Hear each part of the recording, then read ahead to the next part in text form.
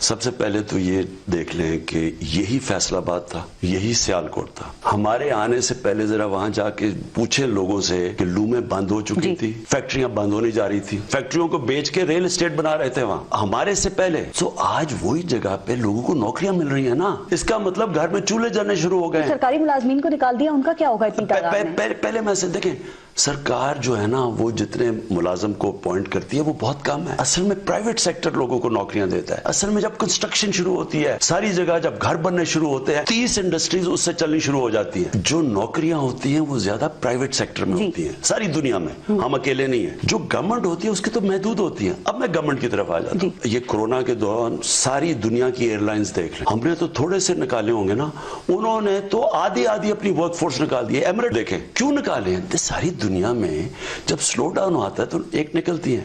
ہمارا اور مسئلہ ہے، ہماری یہ جو پچھلی حکومتوں نے انہوں نے بھر دیے لوگ سرکاری اداروں میں، اس سے کیا ہوا؟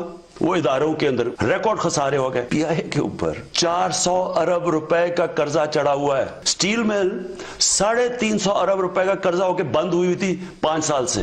اس سٹیل مل کے اوپر 1.25 ارب روپیہ حکومت ہر مہینے سٹیل مل کو دے رہی تھی۔ ساری دنیا کے اندر جب کوئی بھی ادارہ خسارے میں جاتا ہے تو وہ کیا ہوتا ہے؟ وہ مسلم لوگوں کو نوکریوں سے نکال دیتے ہیں، یا وہ اتنا خسارہ ہو جائے کہ وہ بند ہو جائے ادارہ، جس طرح سٹیل مل بند ہو گئی، یا پھر اس کو وائبل کریں تاکہ وہ آہستہ آہستہ چلے، پیسہ ملے، ملک کی دولت بڑھی۔